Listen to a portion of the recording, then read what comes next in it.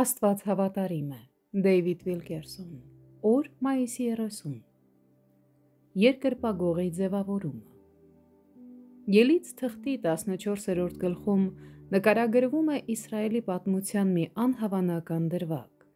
Իսրայելացիները նոր էին լքել Եգիպտոսը Աստծո գերբնական առաջնորդությամբ և հետապնդվում էին փարավոնի բանակի կողմից։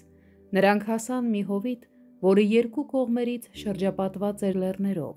իսկ նրանց առջև փռված էր անհյուրընկալ ծովը։ Նրանց առջևում էր իրենց հոգիների ամենամութ, ամենափոթորկալից գիշերը, խուճապի և հուսահատության մի սարսափելի շրջան, որը նրանց փորձարկելու էր մինչև վերջ։ Ես հավատում եմ, որ Սուրբ Գրքի այս հատվածը ամենաուղղակիորեն է կապված այն բանի հետ, թե ինչպես է Աստված իր ժողովրդին ձևավորում երկրպագուների։ Իրոք, Աստվածաշնչի ոչ մի այլ գլուխ սա այդքան վառ ցույց չի տալիս։ Գիտեք, երկրպագուները չեն դառնում լավ, արևոտ ժամանակների, վերածննդի կամ հաղթանակի ու առողջ և կայտառ ժամանակաշրջաններում։ Աստծո երկրպագուները ձևավորվում են մութ և փոթորկալից գիշերներին։ Այն, թե ինչպես ենք մենք արձագանքում փոթորիկներին,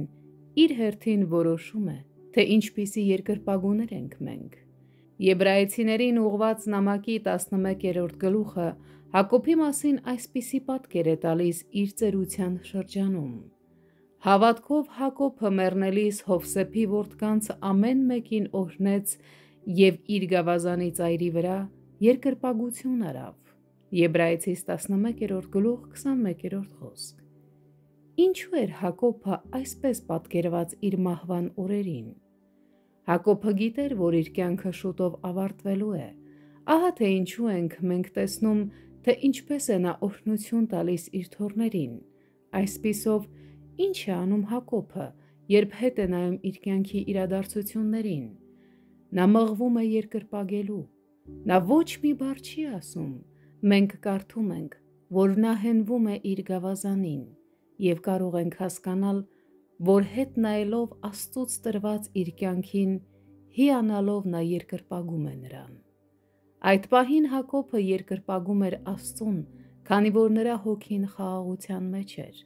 Նա ապացուցել էր, որ Աստված հավատարիմ է իրեն առանց որևէ կասկածի։ Այսպիսով, նախահայրը եզրափակեց. «Անկախ նրանից, թե ինչ ճակատամարտի միջով եմ անցել, Աստված ապացուցել է, որ հավատարիմ է ինձ։